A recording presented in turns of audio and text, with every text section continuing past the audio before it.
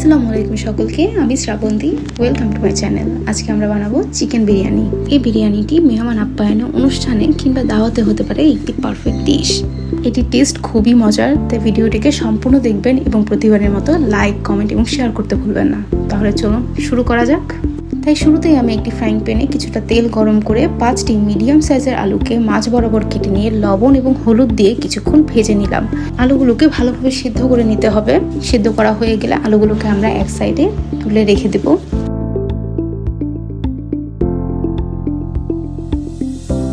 এরপর আগে থেকে রেডি করে রাখা 500 গ্রাম মুরগির মাংসের সাথে পেঁয়াজ, মরিচ, টমেটো, আদা বাটা, রসুন বাটা, লবণ, লাল মরিচ গুঁড়ো, ধনিয়া গুঁড়ো, বিরিয়ানির মশলা, আগে থেকে ভেজে রাখা বেরেস্তা, সামান্য পরিমাণ তেল আর 1 কাপ পরিমাণ দুধ দিয়ে এবার উপাদানগুলোকে ভালোভাবে মিক্স করে নিব।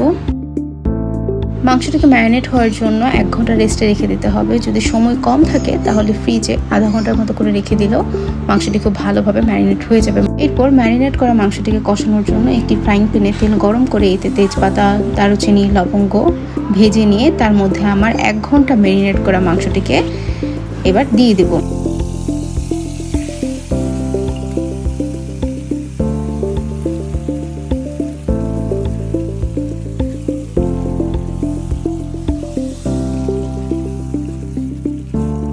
চুলায় মাংসটিকে কষানোর জন্য আমাকে 20 থেকে 25 মিনিট ধরে মাংসটিকে মিডিয়াম আঁচে কষাতে হবে। এখন দেখবেন মাংস থেকে তেল বের হয়ে আসবে, তার মানে মাংসটি খুব ভালোভাবে সেদ্ধ হয়ে গেছে।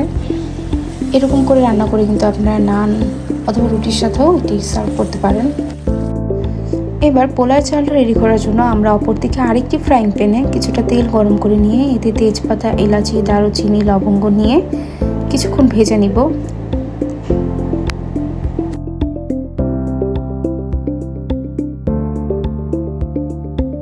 এবার মশলাগুলো ভাজা হয়ে আসলে আমরা আমাদের ধুয়ে রাখা পোলাও চাল দিয়ে নিব।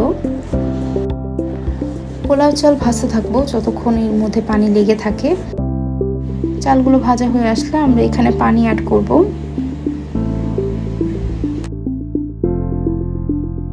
এবার চাল অর্ধসিদ্ধ হয়ে আসলে আমরা এতে কিছুটা দুধ অ্যাড করব।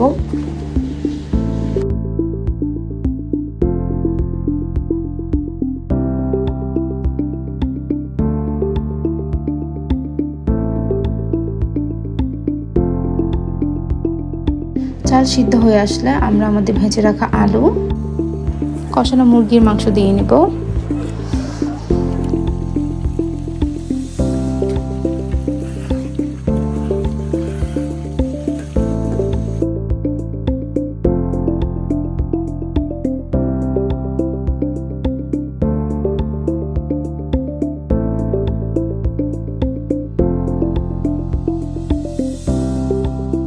নামানোর আগে বেরেস্তা উপর থেকে দিয়ে নিব যেন একটা ভালো স্মেল হয়।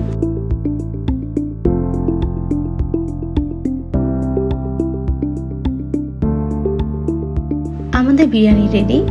এখন বিরিয়ানিটি পরিবেশন করব। বিরিয়ানিটি দেখতে যেমন লোভনীয়, খেতেও তেমন সুস্বাদু। মজাদার এই রেসিপিটি আপনারা অবশ্যই একদিন ট্রাই করে দেখবেন। ছুটির দিনে, মেহমান আপ্যায়নে, ঈদে কিংবা দাওয়াতে অল্প সময়ে এই রেসিপিটি তৈরি করে নিতে পারেন।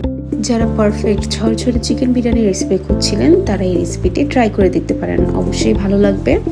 আর আজকের রেসিপিটি যদি ভালো লাগে লাইক, কমেন্ট এবং শেয়ার করতে ভুলবেন না। আর সাবস্ক্রাইব করে চ্যানেলটির পাশে থাকার আমন্ত্রণ জানাচ্ছি। ধন্যবাদ সকলকে।